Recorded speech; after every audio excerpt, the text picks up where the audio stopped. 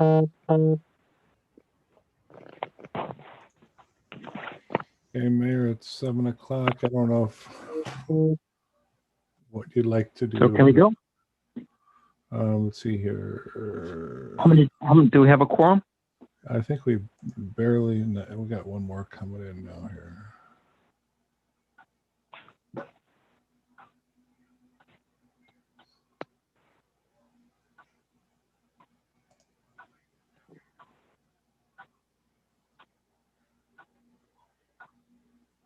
Okay.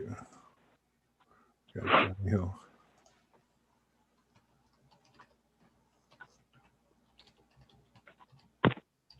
Hi, this is Alderman Hill. Can you guys hear me? We got you, Johnny. Thank you.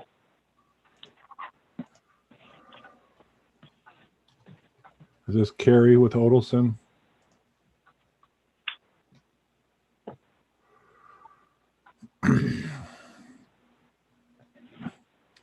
All right. Are we ready to roll? 1, 2, 3, 4, 5, 6. Yeah, we have like, yeah. Yes, we're good. Okay, let me start. On June 26, 2020, the governor of Illinois issued a statewide disaster declaration related to public health concerns. As you know, as head of this body, I've determined that an in-person meeting or a meeting otherwise conducted in accordance with the Open Meetings Act is neither practical nor prudent because of the disaster. This meeting would be conducted by internet teleconference without the physical presence of a quorum. Prior to the commencement of this meeting, all members of this body were verified and could see and hear one another. I further find that the physical presence of members of the public is not feasible at this meeting due to the disaster, and more specifically, the practical difficulties associated with accommodating the public in an accessible, hygienic location that allows or would allow for appropriate social distancing. Alternative arrangements have been made to allow the public to contemporaneously hear all discussion and roll call votes live on the city's official website, on Facebook, and via Zoom teleconference.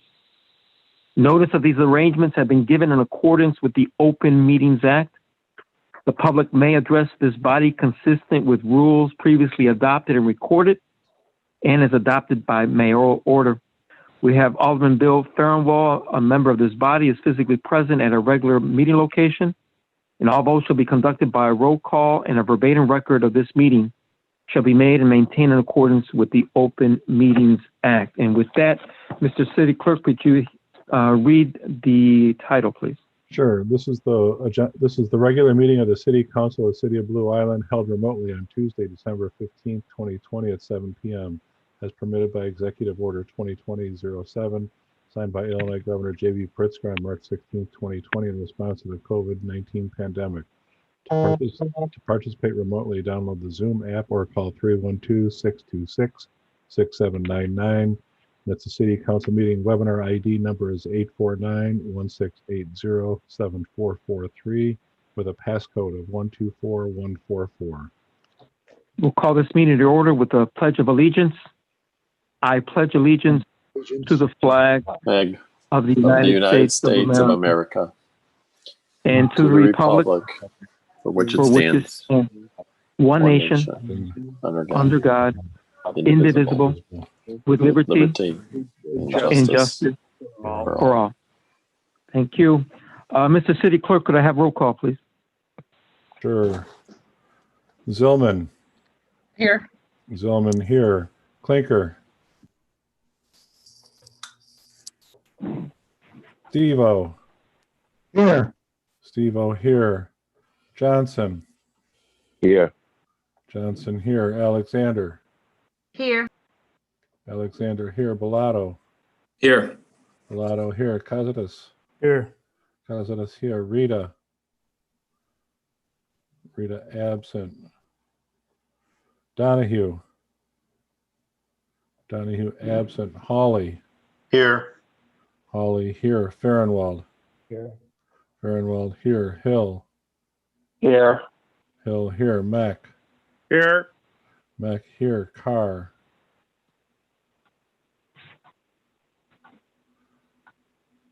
Car, you're muted. Here. Car here. And Clinker, he was at the meeting before. He's probably on his way home. He'll be joining us in a minute. So that's 11 present. I'm here, Randy. Can you hear me? Oh, there you go. I'm sorry. Clinker here. 12, Okay. 12 present, Your Honor. Thank you very much. Now we go to the presentation of journal proceedings. I guess there's nothing there because we did that at the last week. All right, we'll have, What do you have? I'll have 12:08 and 12:15 minutes on January 12th meeting. Okay. Thank you very much, Mr. City Clerk. Could you read number 5, please? Sure. Public comment. Public comment shall be by email only. Persons interested in making a public comment must email their public comment to rhoiser@cityblueisland.org by December 15th, 2020 at 6:00 p.m. Emailed public comments received will be read during the public comment portion of the meeting by City Clerk Randy Hoiser. All right. Thank you very much. Any? We got one from Carol DePace Green. Saturday, December 12th, 2020, together #Blue Island Strong distributed face masks, gloves, hand sanitizer, light bulbs, toothbrushes, Blue Island Library newsletters, diapers, food, toys, and gift cards via drive-through at Eisenhower High School. There is a tremendous need within the city of Blue Island requiring collaborative efforts of individuals who, hands and hearts in, put words into action, boots on the ground, partnered, donated, volunteered, provided special delivery, or picked up items. We thank and appreciate our together #Blue Island Strong's December 2020 donors, patrons, and volunteers helping all our neighbors. Carlos Avila, Daniela Barragan, Hallie Blackburn, Sonji Brooks, Charlotte Mitchell Brown, Kimberly Clark, Alex Karatachea, Angelo Green, Carrie Horvath, Dexter Johnson Jr., Don Kelly Lorenzen and family, Nancy Madrigal, Gabriel McGee, David Power, Priscilla Resendez, Louise Settlemeyer, Alex Smith, Blue Island Public Library, DDE High School Leo Club, Sue Bauer, Luz Carrillo, Maureen Dresden, John Duckhorn, Tim Kirsten, Dan Mahoney, Sue Morgan, Amy Stevens, Maria Verdusko, Ray Vicario, Anna Wassner, DD High School, Colgate toothbrushes and toothpaste, Funko Toys, Robbins Park District, the Brainstorming Warehouse, Blue Island Mayor Domingo Vargas, City Clerk Randy Hoiser, Alderman Johnny Hill, Alderman Dexter Johnson, and Alderman Alan Stevo. Thank you and special recognition to Alderman Dexter Johnson, who for the last 8 months assisted with truckloads of food, toys, and items from May 2020 through December 2020 to support Blue Island families. Our first 2021 face mask, gloves, hand sanitizer, and food drive-through event is January 9th, 21, 10:30 a.m. to 12:30 p.m. while supplies last. And that's it. That it? All right. Thank you very much. We'll move on to number 6, report of city officials under the mayor's business. We have a guest amongst us, and I have Mr. Eric Alvarez. Can I present our guest? They're going to give a presentation of the CMAP Payment Management Program. Mr. Alvarez, the floor is yours. Yes, for sure. Thank you, Mr. Mayor. So we have Lex and Joe with ARA, who did the 2018-2019 survey and pavement management plan for the city of Blue Island. They're here to make a presentation of their findings, and I'll leave it to you all. Thank you. All right. Awesome. Everybody hear me all right? Yes, sir. All right. Thank you, Eric. Thank you, Mr. Mayor. Thank you for your time today. Again, my name is Joe Stefanski, and I'll be presenting the results of the City of Blue Island Pavement Management System implementation. I work for ARA in our Champaign office. It's just a bit downstate. And Lax, who's with us today as well. We're fortunate enough to get an opportunity to both work on the project. So to that, thank you to Jim Postrel and Eric Alvarez with the city for helping through all the emails, the phone calls, the meetings, to provide all that information that we needed during the project that we used to develop the findings that we're going to be presenting to you today. All right, next.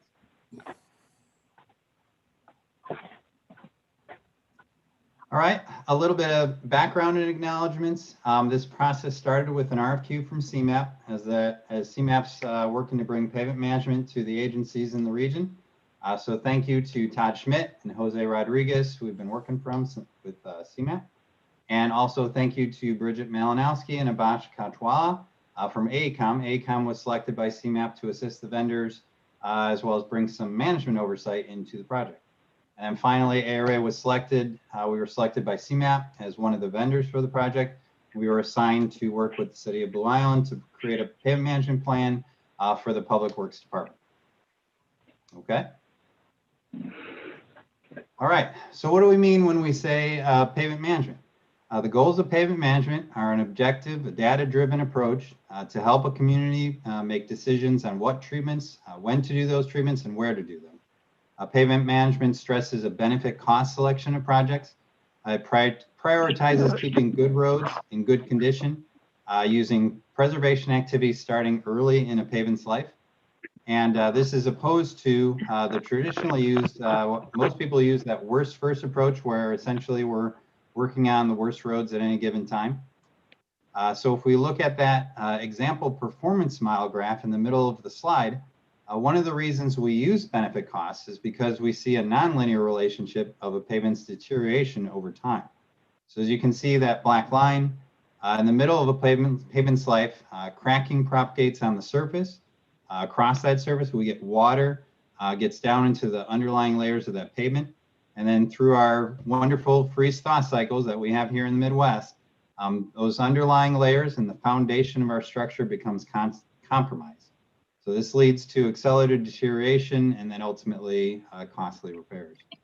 So if you think about it, if we can apply those maintenance, those lighter, less expensive treatments before we go down that roller coaster, we can protect the pavement in good condition and hold that deterioration off longer. So essentially, pavement management wants us to preserve the structure before we hit that falling knife part of that graph.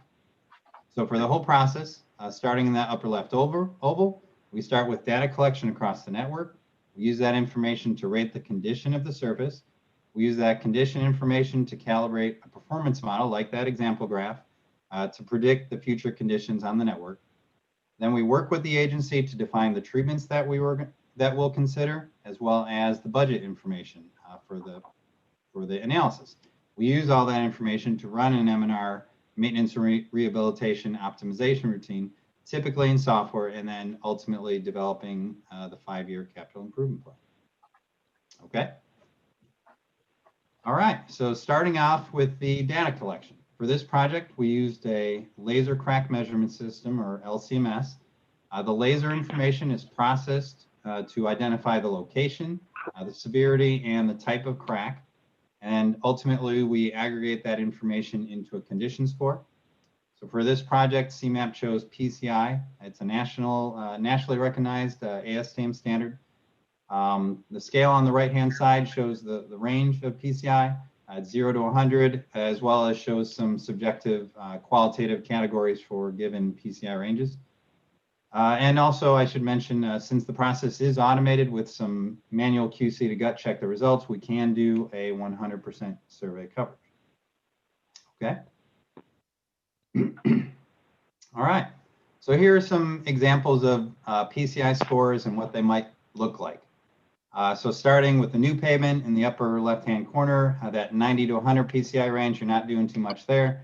You work your way down into the 80s and 70s. That's where we start using crack seal as soon as we see cracks. Light patching is also used in this range. Once we start dropping below that into the 60s and 50s, that's that transitional zone.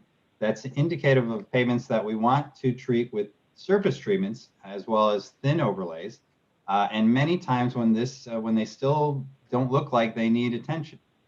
Once we transition below that into the 40s and the 30s, we've likely already had that water that has infiltrated to those lower layers, that freeze-thaw cycle.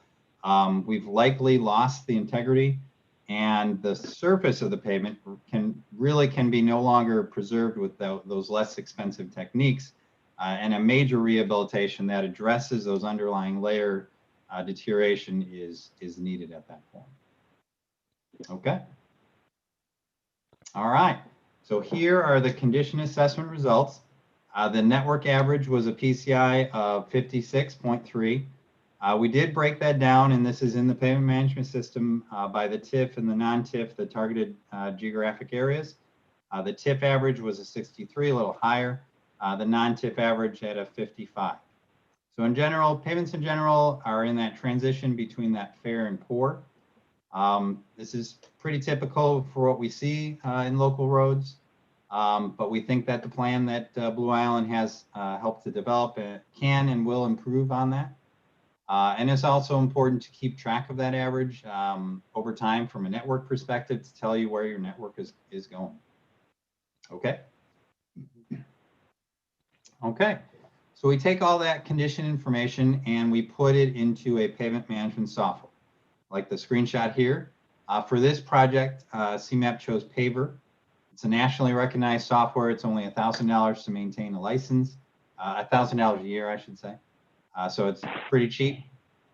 We put all the network information in, the location information, the condition information results, any age data, the treatments that we're going to consider, treatment unit costs, any traffic information, and then the budget information. And the software runs the analysis and outputs the plan. CDMAP did offer the village a one-year license for the software, as well as software training, which we led. And we were fortunate enough to have Eric attend the training. Okay. All right, a little more detail on the inputs to the software. The performance model on the left there, that is calibrated using your condition information that we collected, those points that are shown on the graph. And on the right, you can see kind of how the treatments are chosen as well. That includes setting the PCI as well as roadway functional class ranges where a given treatment is feasible. Okay. All right. So with all that information imported into the PAVER software, we can run, we ran multiple budget scenarios. First, the expected funding, as well as others that were budget driven, some increases, some decreases from that expected budget level, as well as scenarios that are target driven, say to increase to a higher PCI over that 5-year time period. And then with each of those scenarios comes the predicted pavement condition over the analysis period, like is shown in that chart on the right. And just to point out, these results are for the non-TIF funded segments. So that chart there is a really useful chart. So you can see, for instance, that maintain current funding, that dark blue line is showing maybe a gradual decrease in the condition, in the average condition on the network. And that maintain current condition, the green line, is showing an increased, essentially an increase, basically would show an increase in cost to keep that. And so that chart a lot of times can be used as a way to justify that, the analysis is showing, there is an unfunded amount, that your roadway budget is underfunded. And maybe in 1 year, maybe 2 years, you don't see a huge deviation between those two lines, but over 5 years, over 10 years, with a continued unfunded or underfunded roadway program, eventually that is going to be a meaningful difference in the roadway. The public driving those roads is going to notice that difference. Okay. All right, these are the same results, but here this time for the TIF funded segments.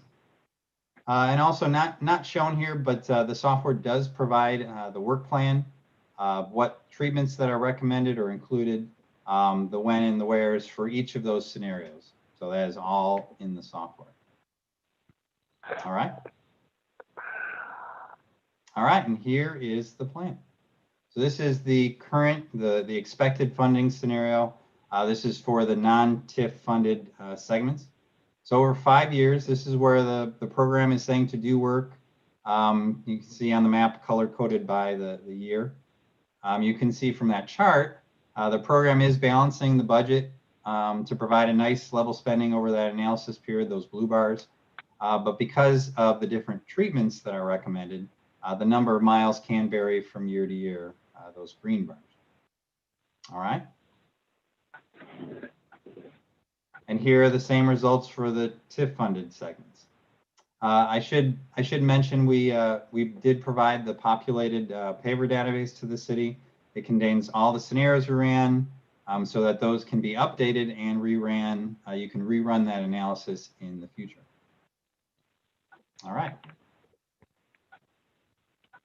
All right, so to preface, these numbers are not from the city, they're just sample numbers. So what do we get from doing all this? What we found by using pavement management techniques over the life of a pavement, an agency can save money and make their pavements last longer. The goal is to stop using that worst first approach where we work on the roads that are the ones that look the worst. With a preventative maintenance approach, just like we brush our teeth, we put oil in our cars, we can use more proactive treatments when things are still running smoothly. And doing this over time, we think we have shown that it will yield a lower unit cost to maintain that roadway through its life. And it's the best use of taxpayers' dollars. All right.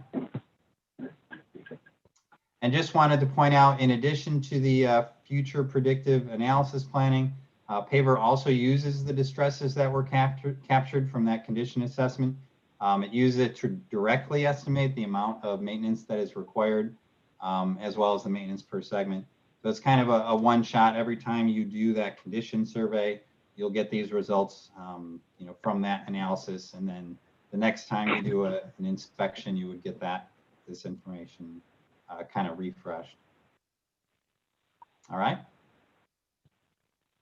And then finally, some recommendations, some takeaways from the project increase pavement preservation techniques, crack sealing, patching, thin overlays, keep that pavement management system updated in that PAVER software, enter the actual project work done each year and then rerun that analysis and the scenarios, and then that way you can update that capital improvement plan. Consider structural testing. That would allow you to get a better idea of the health of those underlying layers that you can't see from the surface of the pavement.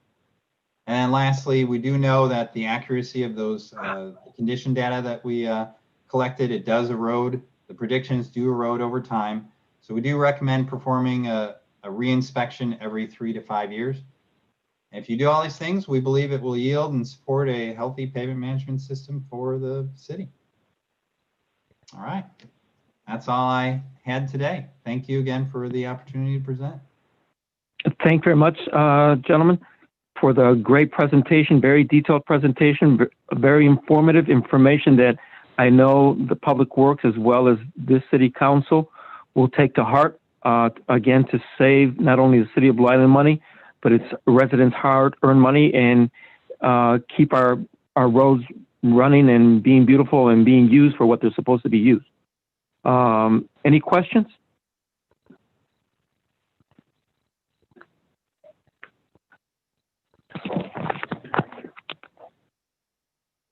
Anybody?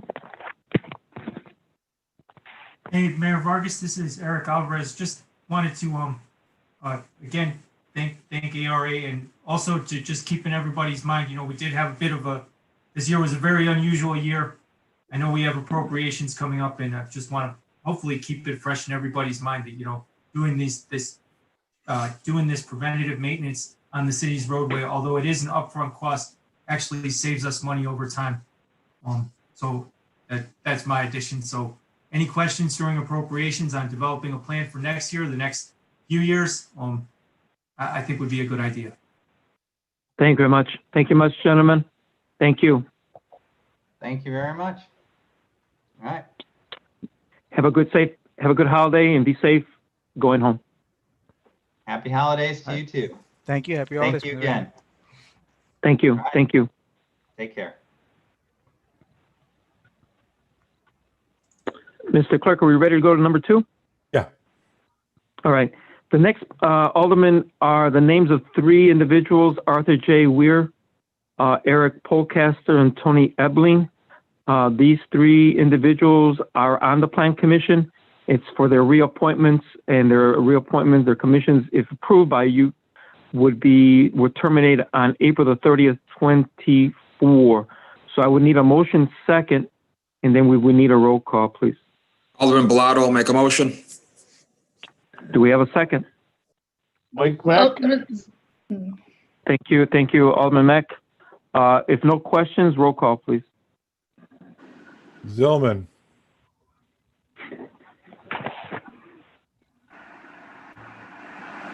Aye. Zillman, aye. Clinker? Aye. Clinker, aye. Steve-O? Aye. Steve-O, aye. Johnson? Aye. Johnson, aye. Alexander? Aye. Alexander, aye. Bellato? Aye. Bellato, aye. Costas? Aye. Costas, aye. Hawley? Aye. Hawley, aye. Farnwell? Aye. Farnwell, aye. Hill? Aye. Hill, aye. Mack? Aye. Mack, aye. Carr? Aye. Carr, aye. 12 ayes, Your Honor. Thank you very much. Council, on behalf of all of us, I'm going into the mayor's announcements now. On behalf of all of us at City Hall, all the employees and staff, I want to wish all of you a happy holidays, a Merry Christmas. Again, to all our residents, Happy Hanukkah, Happy Kwanzaa. As you know, we got to be thankful for what we have, the blessings that we have. We've been going through a pandemic and other issues, not only here locally, but nationwide and worldwide. So let's be thankful as to what we've had, the blessings that we had. I think a lot of us have lost loved ones or friends, or have known someone who's passed away as a result of the COVID-19, and let's keep them in our prayers. With that in mind, I want to thank everybody again. It's a reminder we are in the holiday season. Take a drive around our beautiful lit, decorated homes that you see in the city. Blue Island is lit up, and I saw that personally when I was in the Christmas light parade. Take a ride around, take your families around, family members around, drive around the city, see all the well-lit homes, very decorative homes. It reminded me, as I've mentioned in my message for December, the movie, the classic Christmas movie, It's a Wonderful Life. And it reminds me not only of the people that we have, the true hearts in our community. So let's keep that in mind. And also with that in mind, shop local, shop Blue Island. I can't stress that enough, especially during these very trying times. I encourage everyone to continue, not even during this holiday season, but beyond, to continue supporting our local businesses financially. The other thing I want to bring out, and it's in the mayor's message, you can find the link, is about, let's not forget about our Blue Island streetscape. Look at it, review it.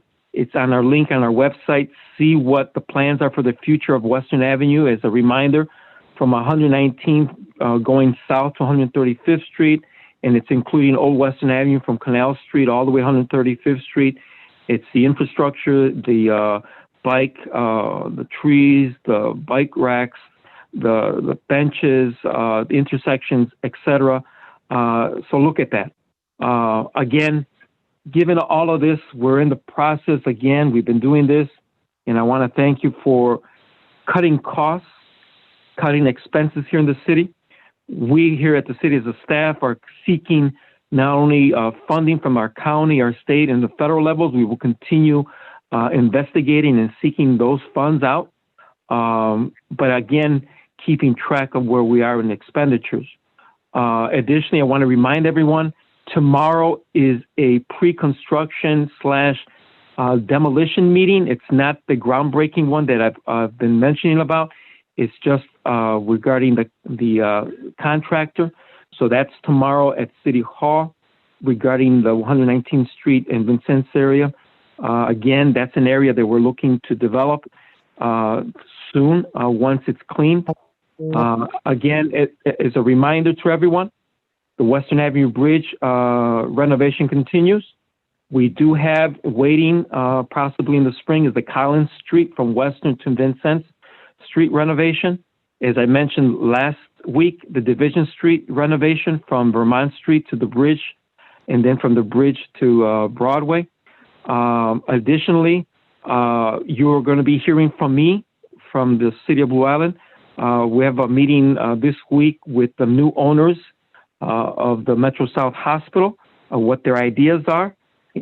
And it's going to be very positive ideas that's going to be beneficial for all our residents, and not only with the old Metro South Hospital, but also the pavilion across the street.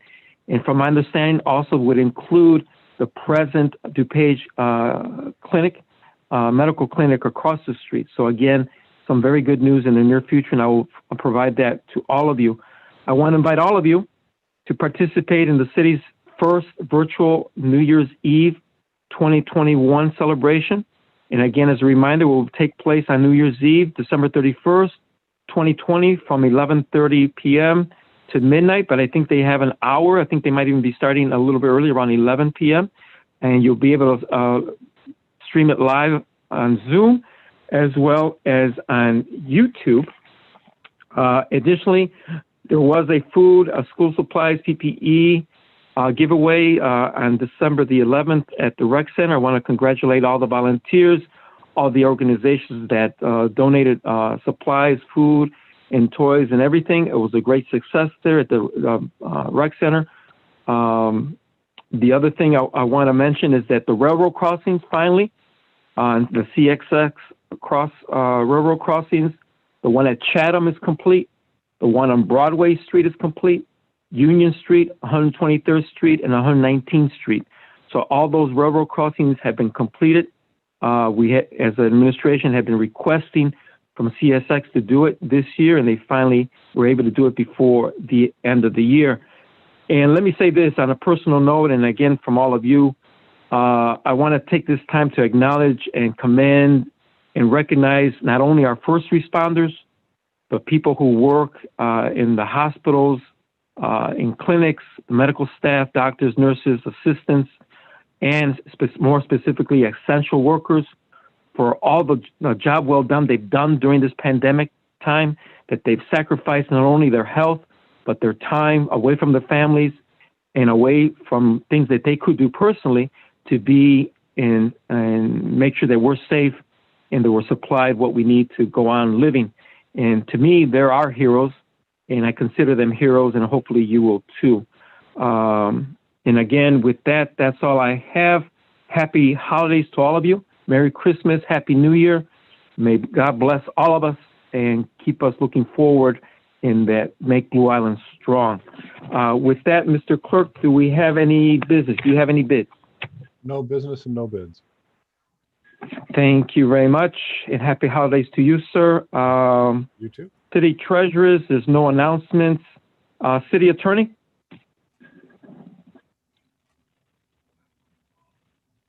You're muted, Carrie.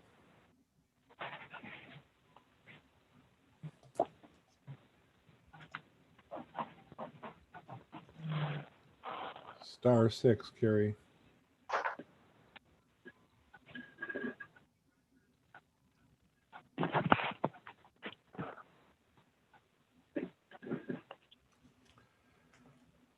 I guess he's not there, Mayor. All right, We can go right that's into fine. We'll move committee, on. and then after the Yeah, committee, go ahead. Let's go into jump committee. back on. Yeah. Yeah, Community Development Committee. All right, a lot of housekeeping here. The first one is ordinance number 2020-046, an ordinance authorizing the sale of municipal-owned property located at 13 Rexford Street to Blue Bridge Properties 135 LLC.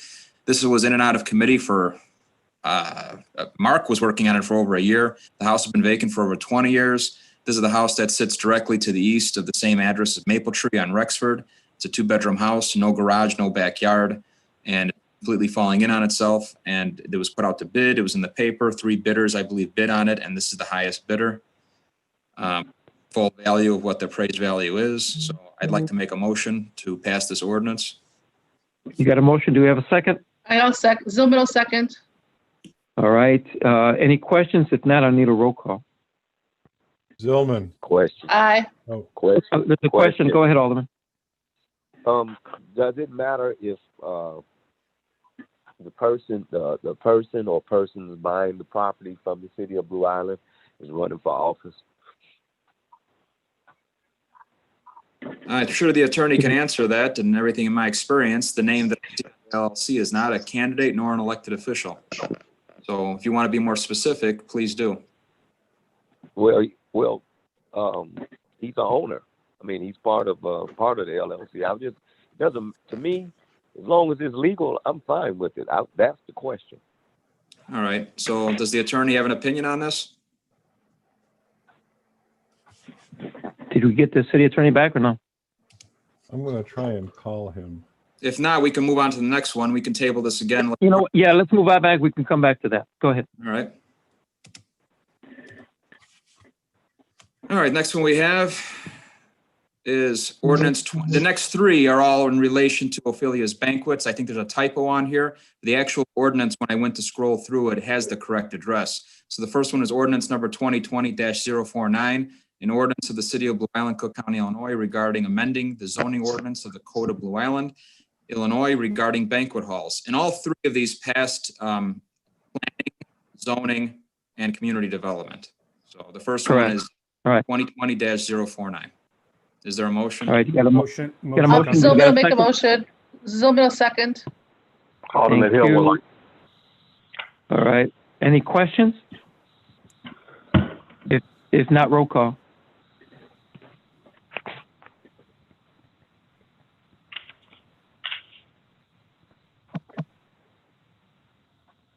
Hello? Randy, you're Mayor muted. Vargas? I think the clerk is Zillman, muted yeah. now. Oh, yeah, Zillman. Aye. Zillman, aye. Clinker. Aye. Clinker, aye. Steve-O. Aye. Steve-O, aye. Johnson. Aye. Johnson, aye. Alexander. Aye. Alexander, aye. Bellato. Aye. Bellato, aye. Cossidis. Aye. Cossidis, aye. Hawley. Aye. Hawley, aye. Farnwell. Aye. Farnwell, aye. Hill. Aye. Hill, aye. Meck. Aye. Meck, aye. Carr. Aye. Carr, aye. 12 ayes, Your Honor. Thank you. All right, the next one is ordinance, and I understand, I think the attorney's back on, but let's get through these three because they are all that's related fine. to each other, and then we'll jump back. That's fine. So ordinance 2020-50, an ordinance granting parking variation for the Blue Island zoning code for the property located, that's an incorrect address. The address is the same one, Ophelia's Banquets, the same one as the other two. It's correct in the ordinance, so I think it's incorrect on the agenda. I have no issue with it. Does legal have any issue with it? If not, we can push for a motion in a second.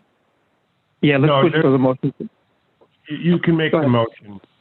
All right, so we need a motion and a second for this one. You got a motion? You got a second? Motion, Caceres. Thank you, Alderman Cáceres. If no questions, roll call. Zillman. Aye. Zillman, aye. Clinker. Aye. Clinker, aye. Steve-O. Aye. Steve-O, aye. Johnson. Aye. Johnson, aye. Alexander. Aye. Alexander, aye. Bellato. Aye. Bellato, aye. Cossidis. Aye. Cossidis, aye. Hawley. Aye. Hawley, aye. Farnwell.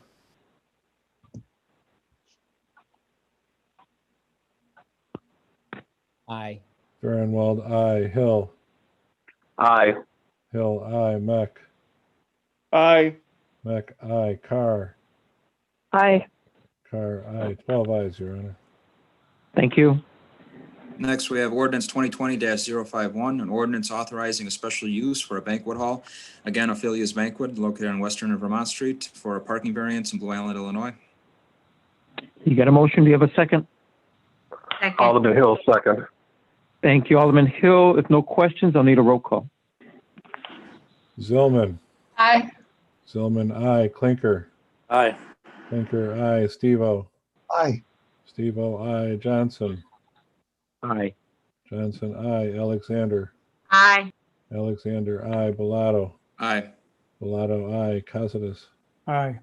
Cossidis, aye. Hawley. Aye. Hawley, aye. Farnwell. Aye. Farnwell, aye. Hill. Aye. Hill, aye. Meck. Aye. Meck, aye. Carr. Aye. Carr, aye. Aye. 12 ayes, Your Honor. Thank you very All much. right. Yeah, and just a comment on that in case there was any questions, which it looks like there wasn't any. Zoning made recommendation and the community development ratified the same recommendation that it's reviewed in 6 months again for the parking situation, 6 months after opening. And they did the same situation with the one they did over there on Vermont and Division Street. And also the parking lot is still first come, first serve. There's not going to be signage dedicating certain spots for any certain business. So a lot of that stuff was clarified through the various committees, zoning, planning, and community development. So it was fully vetted over 6 months. All right, let's go back to number 1. If the attorney's online. Yes, I am. All right, I don't know what. So the question was, can a candidate for office that's part of an LLC purchase city property regarding the 13313 Rexford Street? He is not an official of the city of Blue Island, elected or otherwise. And so as a member of the LLC, yes, the purchase contract can be approved by the city. If in fact he becomes an officer of the city of Blue Island, he'll have to seek legal counsel as to whether he can continue with respect to ownership of the property. However, my initial opinion without doing any research would be that it would not be prohibited. Okay, thank you. Were you able to hear me on that one? Yes. Yes. Yes, so you can go forward on the ordinance if you care to. All right, there was a motion made and second. Was there any other questions? All right, Mayor, You can do back a to you. You can do a roll call. Yeah, we can do a roll call. Okay. Zillman. Aye. Zillman, aye. Clinker. Aye. Clinker, aye. Steve-O. Aye. Steve-O, aye. Johnson. Aye. Johnson, aye. Alexander. Aye. Alexander, aye. Bellato. Aye. Bellato, aye. Costas. Aye. Costas, aye. Hawley. Aye.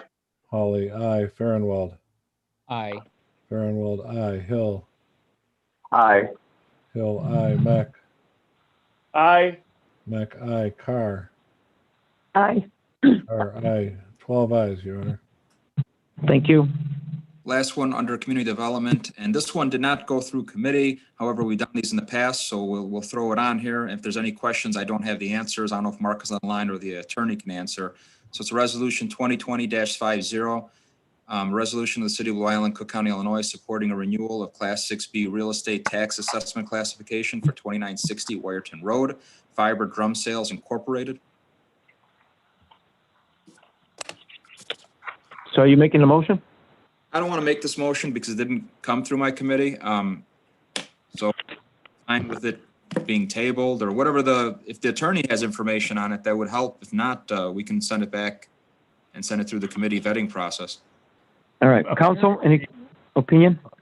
And this is what I'm aware of. The Cook County contacted Mark Miller last week and indicated to him that the owners of this property at 2960 Wyerton Road had submitted an application for a renewal of the 6B that had been previously granted, but for some reason, and that was in 2018, but for some reason, the city had never passed a resolution, and Mark was unable to find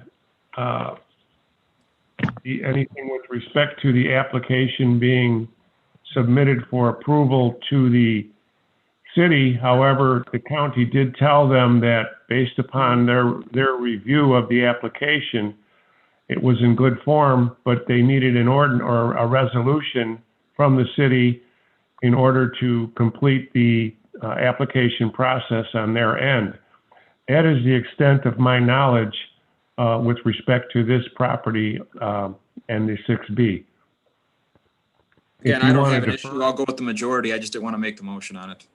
It's a renewal of the 6B that apparently had been granted in, I think it was granted in 2008 initially. Would the owner be able to provide some documentation about this to us? I think the owner did provide documentation to the owner did provide documentation to the county. I don't know if the application ever tendered to the city for Mark's review, but Mark was familiar with the property based upon the prior application that had been approved. So, Council, if I'm correct, this happened back in 2008. Is that correct? I believe in 2008, the original Class 6B incentive was approved. And then in 2018, the applicant applied again with the county, but did not attach a resolution from the city. And so they requested that the city adopt a resolution, or the county requested that the city adopt a resolution so it could complete its file and the process for the 6B. Got it. That's the Thank you. best I can tell you based upon what Mark Miller provided to me.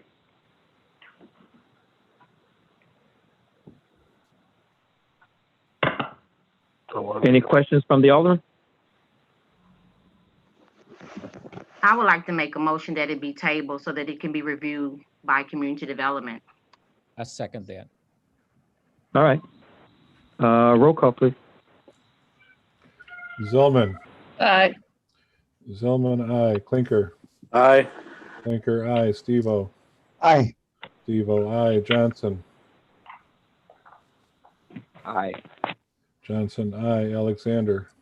Aye. Alexander, aye. Bellato. Aye. Bellato, aye. Cossidis. Aye. Cossidis, aye. Hawley. Aye.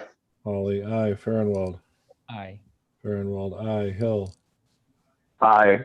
Hill, aye. Mack. Aye. Mack, aye. Carr. Aye. Carr, aye. 12 ayes to table, Your Honor. Thank you very much. I will ask Mr. Miller if he can obtain the application from the county and provide it to the Community Development Committee, whatever other information he may have for its review. All right. Thank you very much, Council. Thank you, everyone. Anything else from Community Development? That's it from Community Development. Thank you very much. Finance Committee? Does any of the finance members want to take this one up? I usually do it. It's all yours. All right. All right, we have a motion for approval of payroll for November 27, 2020 for $343,435.98 for December 11th. And then additional payroll for, for December 11th for $398,596.64. You got a motion. Do I have a second? Alderman Carr, I'll make a second. Thank you. Thank you. If no questions, I'll need a roll call. Zillman. Aye. Zillman, aye. Clinker. Aye. Clinker, aye. Steve-O. Aye. Steve-O, aye. Johnson. Aye.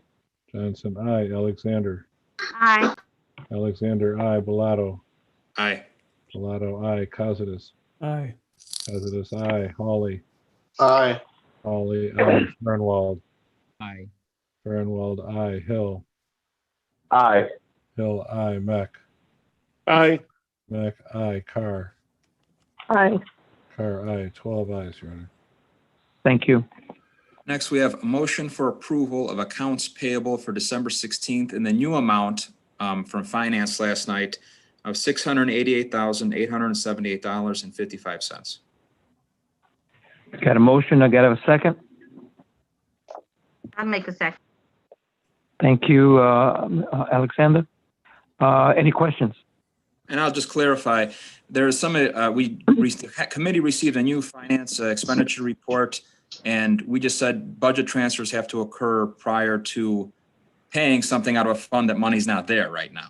So it really only affected, I think, a few bills. Majorly, I think it was engineering, but it's only pushing it to the next meeting. It's not even 30 days afterwards. So this should all be cleaned up by the next meeting.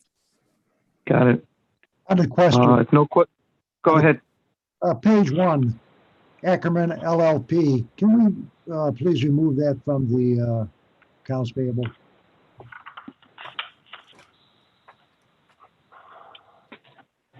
I think someone needs to make a motion to do that. I have no objection to that. I'll make a motion. You Adam. make, Johnson. okay, Oh, make it, do I have a I'll second? I'll Can we- Okay, Alderman Johnson, Hey, second. Can All I, for clarification, can I just have it be that we would do a motion for the amount, and what is that amount? I can amend the 1,000. motion. Yeah, if someone gives me a new amount. $1,891.50. Give me a second. I'll do the math unless someone else has their phone up already. Okay. Mr. Stevo, or hold on a second, give me a second. I'll ask you to repeat that to me while I have the calculator on. All right, Alderman Stevo, what was that amount? $1,891.50. Okay, the new amount, I'm making a motion to approve accounts payable in the amount of $686,987.05. All right, that's the motion. Do I have a second? Alexander had seconded. Is that okay? Okay, all right. If no Okay. further questions, then I'll need a roll call with that new amount. Zillman. Aye. Zillman, aye. Clinker. No. Clinker, no. Stevo. Aye. Aye. Stevo, aye. Johnson. No. Johnson, no. Alexander. Aye. Alexander, aye. Bellato. Aye. Bellato, aye. Cossidis. Aye. Cossidis, aye. Hawley. Aye. Hawley, aye. Farnwell. Aye. Farnwell, aye. Hill. Aye. Hill, aye. Meck. Aye. Meck, aye. Carr. Aye. Carr, aye. 10 ayes and 2 noes, Your Honor. Thank you very much. Next one I have is, and just under that same motion, the Finance Committee, there's budget transfers that will be coming to our next meeting that were recommended through Finance several meetings ago. They should be on the next City Council agenda, and Topeka's working on that to be placing on the agenda in conjunction with probably the City Attorney. So, Thank you very much. Thank you.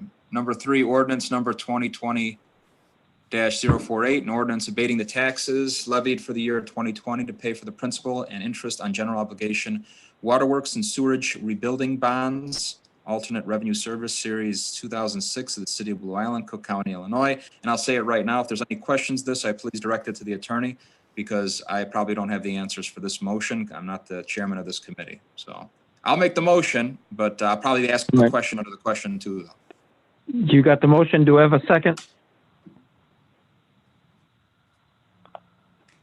Alderman Hill, second. Thank you very much. Questions? Mayor, very briefly, I'll just explain the annually the water bond, if there are sufficient other funds to pay the principal and interest on the bond, it is then recommended by Mr. Meyer that the abatement of the levy that would otherwise be in place to pay the bond interest and principal be abated. Mr. Meyer indicated to me that through the preparation of this abatement certificate, that there are sufficient other funds. And so this will just remove $397,037.50 from the tax levy to pay the water and sewer bonds that are due for 2020. Okay. Thank So you, for Council. layman's terms, you remove this so it's not into a locked fund, so the levy can still remain the same, and it'd be opened up to funds to be used in other line items, correct? Yes, there are sufficient funds to pay this Okay. without having to do the levy. Exactly. Okay, all right, that's the question I had, so. So we got a motion. We have a second, correct? Correct. Any other questions? If not, I'll need a roll call. Zillman. Aye. Zillman, aye. Clinker. Aye. Clinker, aye. Stevo. Aye. Stevo, aye. Johnson. Aye. Johnson, aye. Alexander. Aye. Alexander, aye. Bellato. Aye. Bellato, aye. Cossidis. Aye. Cossidis, aye. Hawley. Aye. Hawley, aye. Farnwell. Aye. Farnwell, aye. Hill. Aye. Hill, aye. Meck. Aye. Meck, aye. Carr. Aye. Carr, aye. 12 ayes, Your Honor. Thank you. Right, the last one I have, ordinance number 2020-52, ordinance approving and authorizing water supply agreement between the city of Chicago and the city of Blue Island for the period of January 1st, 2021 through December 31st, 2030. I also will have a question under this one also. Do you want to make the motion and then I'll we'll get make a the motion. second, then we'll have. Yeah. All right, got a motion. Do we have a second? Second. All right, thank you very much. Alderman Alexander, questions? Go ahead.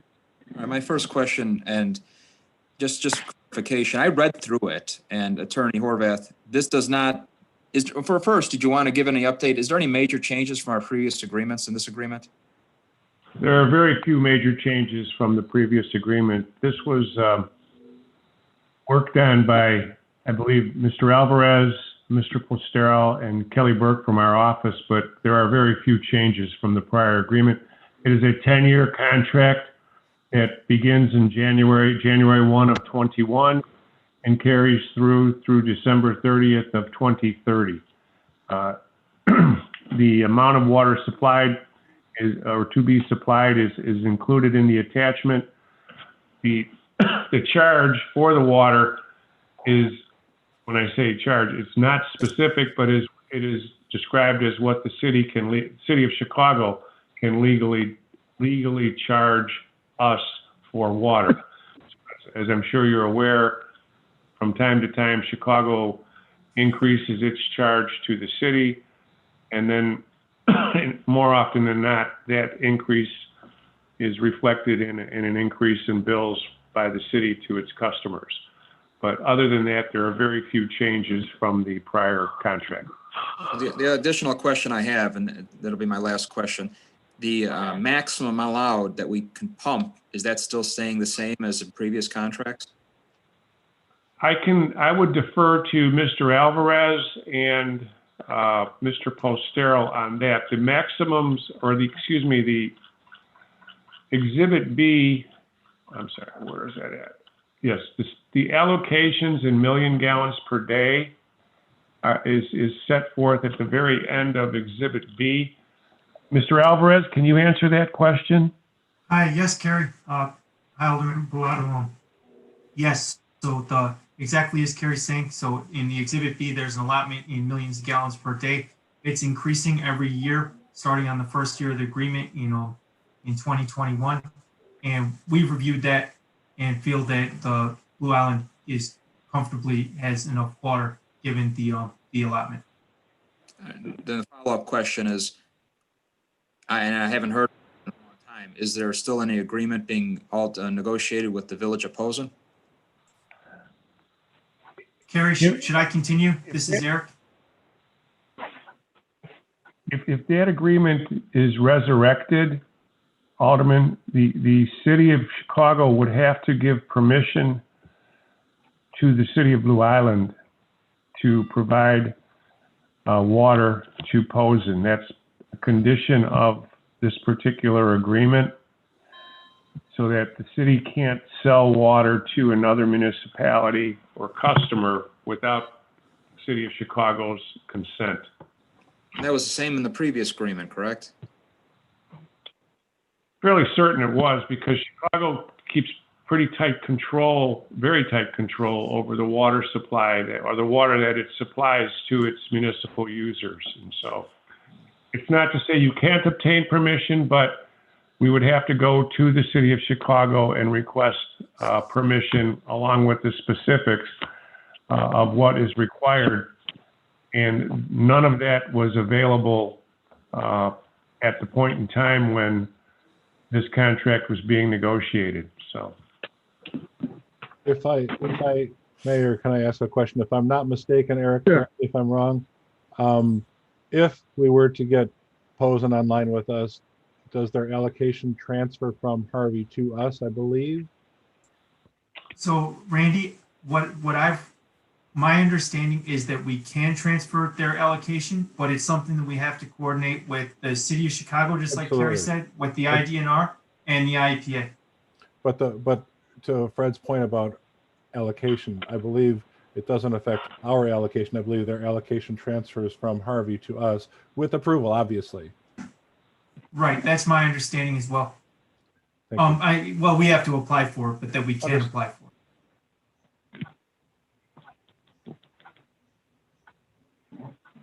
Does that answer everybody's questions? It's the questions I have, yes.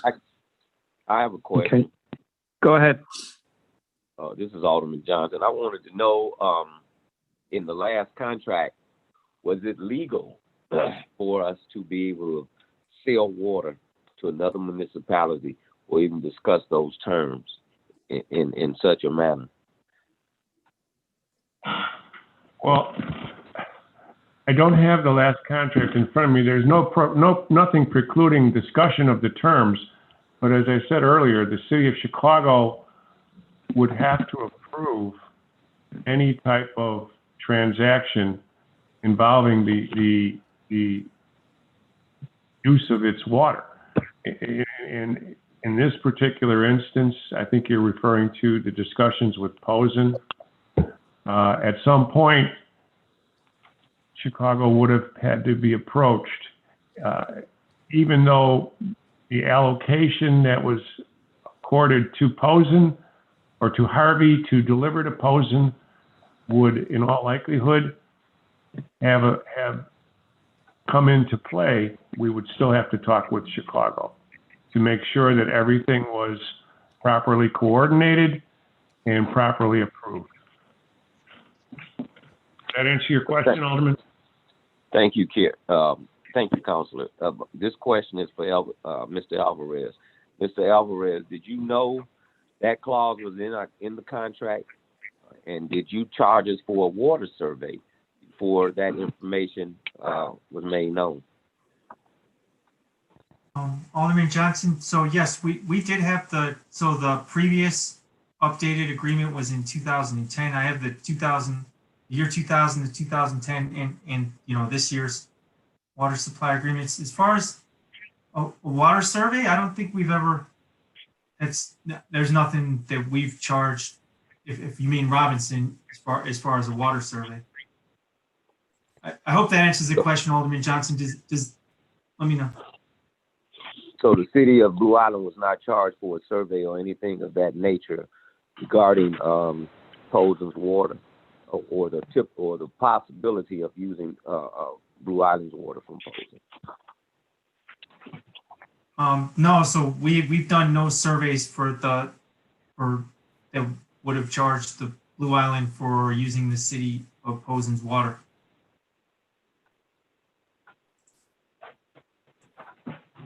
Any other questions? I didn't have anything. Is there any other alderman that have anything? I have no questions. All right. If not, a roll call, please. Zillman. Aye. Zillman, aye. Clinker. Aye. Clinker, aye. Steve-O. Aye. Steve-O, aye. Johnson. Aye. Johnson, aye. Alexander. Aye. Alexander, aye. Bellato. Aye. Bellato, aye. Cossidis. Aye. Cossidis, aye. Hawley. Aye. Hawley, aye. Farnwell. Aye. Farnwell, aye. Hill. Aye. Hill, aye. Mack. Aye. Mack, aye. Carr. Aye. Carr, aye. 12 ayes, Your Honor. Thank you. That's all I have under Anything else? finance. That's under. Thank you very much. Thank you. Public Health and Safety Committee? Yeah, we had a meeting tonight. I do have the minutes from the, let's see, the November meeting. So the meeting was November 17th, held remotely on Zoom. Present were Alderman Farnwell, Clinker, Hill, Carr, Steve-O, Cossidis, Johnson, Chief Rita, and Chief Arzav. Nobody was absent. Motion was made by Farnwell, second by Cazares to approve the minutes from the October 2020 meeting. Roll call vote was taken. All in favor. Motion carried. Under public comment, committee received an email from Carol DePace Green regarding posting of meeting minutes on the city website, adding more men and women of color to the BIPD and BIFD. She also requested to know what the backup plan was for the city in the event the health inspector is out sick, and stated her concerns about the city's COVID response. Under fire department business, Chief Rita presented the October 2020 monthly report. There were 280 EMS responses, 115 fire, 5 auto aid, and 0 mutual aid responses. Medical reimbursement collected $29,328.09 for the month. Year-to-date total, $389,367.32. Fire recovery collected $1,302 for the month. Year-to-date total, $21,113.68. No fire alarm fees false fire alarm fees were collected in the month. Year-to-date total is $700. Calls of interest, chief reported there's a structure fire 12717 Elm on October 8th. On October 12th, they assisted Robbins with the structure fire. October 24th, they assisted Posen with the structure fire. Under general information, Chief Reader reported he's continuing to work with the COVID-19 task force and keeping all the elected officials informed regularly. They completed annual hose testing, and there was a labor management committee meeting. Under maintenance, the truck was back in service.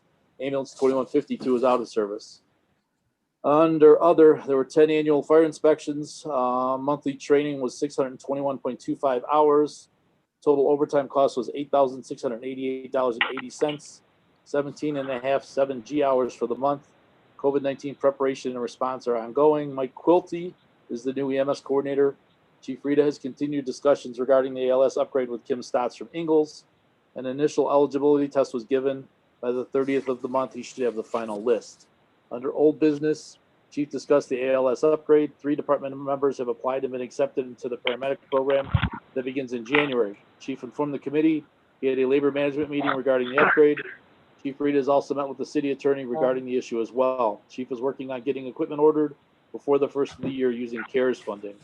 Under vehicle replacement, the chief presented a proposal from Horizon Fire Apparatus for the purchase of a ladder truck and an engine.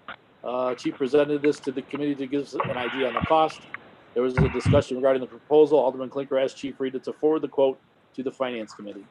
Under Police Department business, Chief Arzab reported that probationary officer Albert Rezek is still at the Macon County Training Facility and due to graduate in December. Full-time staffing is at 33. Clerical supervisor Jim McGeever retired after 20 years with the city. The department is in the process of hiring 2 entry-level police clerks. The first part of the STEP grant resulted in 79 speeding citations, 6 arrests, and 30 other citations. The various revenue streams for the PD collected $37,908.94 for the month. There were 2,824 incidents, 11 firearms were recovered, zero FZO deployments for the month, 224 hours of training for the police department for the month, overtime cost of $20,853.26, of which $4,158.52 was reimbursable. Under cases of interest, Chief reported on October 7th, there was a homicide in the 12800 block of Hoyne. On October 10th, reckless discharge of a firearm, 13031 Southwestern. On October 13th, aggravated discharge of a firearm, 1900 West High Street. October 21st, armed robbery, 12932 Ashland. October 22nd, home invasion, 12200 block of Fairway Circle. October 25th, aggravated discharge of a firearm in the 2900 block of 141st Place. October 30th, a death investigation, 2400 block of 127th Street. October 31st, aggravated vehicle hijacking, 2800 block of Broadway. October 31st, fatality crash, 1300 block of Maple. Under miscellaneous, Chief is actively working on obtaining quotes for body cameras and plans on presenting options during next year's appropriations. The BIPD are currently testing for full-time officers. The deadline to apply is December 14th. Clerical totals, sworn police totals, monthly patrol totals, and incident reports were also included. Under new business, Chief Arzab presented the crime stats for 2019 and 2020 from January 1st to November 15th of both years for a comparison. She is aware of reports of crimes and citizens' concerns. She went on to list types of crimes that have gone down this year and increases in arrests and speeding tickets. She further stated the police department is working very hard for the citizens. She mentioned the closeness to the city of Chicago and the dealing with more people staying home and losing jobs, which have a negative impact on people and increases the opportunity for crime. More offenders are out on bond due to COVID. She mentioned the courts are closed, which delays prosecution and incarceration of criminals. Landlords are not allowed to remove tenants due to the governor's moratorium due to COVID. She is proud of the BIPD and the work they do. There was a discussion regarding the chief's report. Chief Arzab asked for citizens to come forward and provide any information to them as soon as possible in order to help make arrests. Under Alderman concerns, a motion was made by Alderman Johnson and seconded by Carr to approve the installation of a 4-way stop at 140th Place in Francisco. That was sent to the Judiciary Committee for their review and approval. Roll call vote was held. All in favor, motion carried. Alderman Clinker mentioned that he had recently received a request for a four-way stop at New and Maple after witnessing the fatal accident there last month. The committee, I didn't witness it, the person did, I'm sorry. The committee reached a consensus to send this to judiciary as well with the recommendation that it is reviewed by the city engineering firm. Alderman Fairwald mentioned COVID concerns regarding restaurants and bars. He stated many bars and restaurants in town are not following the current regulations and are flaunting it. He asked that the people follow the protocols and stated the city needs help from the city and or state to enforce the regulations. Alderman Johnson suggested the state representatives and state senators step in to help with enforcement. Alderman Stevo requested that Irving Avenue between New Street and Vermont Street remain a two-way street. Alderman Clinker reported the issue is currently being discussed in municipal services with a public hearing being scheduled in the future regarding it. Alderman Stevo asked about the health inspector report. Alderman Clinker reported that the health inspector has been reporting to the Community Development Committee since before he was elected, therefore he had no report. Alderman Stevo believes the health inspector should report this to this committee. A consensus was reached to have Alderman Clinker send an email to the mayor requesting the health inspector report to the Public Health and Safety Committee. Alderman Johnson brought up the need for safety fencing along the Kedzie Bridge south of 139th Street again. This is a county-owned bridge. Alderman Clinker will send a follow-up email regarding this issue. I know Jim from Public Works is kind of jumped on that with the county, so hopefully something gets resolved there. Alderman Stevo requested that the stop sign at Union and Gregory be monitored more closely by the police. Apparently people are rolling through that stop sign. Motion was made at 7:12 by Alderman Johnson to adjourn, seconded by Cazares. Roll call vote, all in favor. Our next meeting was for tonight, and our actual next meeting now is the third Tuesday in January. I don't know what date it is off the top of my head. That's it. Thank you very much. Thank you. Municipal Services Committee? No report, Your Honor. Our next meeting is January the 12th. Thank you very much. Judiciary Committee? Any reports? We did not meet this week, last week. All right, thank you very much. Then we move on to 7. Any aldermanic announcements or comments? Yes, this is Alderman Alexander. I would just like to personally thank Mr. Bob Jackson on the great event he had on December 11th. There was a lot of people came out, got food boxes. It was very successful. Even when it started raining, they were still working hard in the rain to make sure that they provided the food boxes to the residents. Thank you. Anybody else? Mayor, this is Kerry Horvath. Yes, sir. Earlier on, when my position on the agenda came up, I was apparently muted. What I wanted to bring to the attention of the council was that if you wanted to go into closed session this evening, we can, if you care to discuss the materials that were submitted by Fire Chief Rita to all the members of the City Council and to your office with respect to the ALS ambulance service. I believe he's involved in the meeting this evening or is online in the meeting this evening, and he would be able to answer any questions that you might have. That's certainly your choice. We can go into closed session if you care to. If you prefer to defer until the first meeting in January, we can also do that. I do know that Alderman Clinker and the Public Health and Safety Committee had some discussion this evening. I think he alluded to it in his minutes or in his report. So I'll leave that up to you if you folks would like to go into a closed session briefly. If Chief Rita is in fact involved in the meeting, he would be there to answer your questions. I'll leave that to the council. This is Jim Clinker. I mean, we just got this email from him a day ago. I personally would rather take a look at it before we even, all right, that's fine. I think if the consensus is we hold off until the first January meeting. Sounds good. That is correct. Yes. Okay. I don't. City Clerk, do we need a roll call on that? No. No, you don't need a roll call on that, Mayor. Okay. All right. That's a consensus. All right. If no other comments, I'll need a motion for adjournment. A motion and a second. Alderman Stevo has a comment. Go ahead. Thank you. Go ahead. At tonight's Public Health and Safety Committee meeting, Blue Island Police Chief Arzab agreed to do what is necessary and make efforts to turn both Robbie Silva and Carlos Salgado cases over to the cold case unit for further investigations and follow-up. Because it has been more than 10 years since either case has produced any further additional solid leads in Alderman's yes. And I'd like to also say that it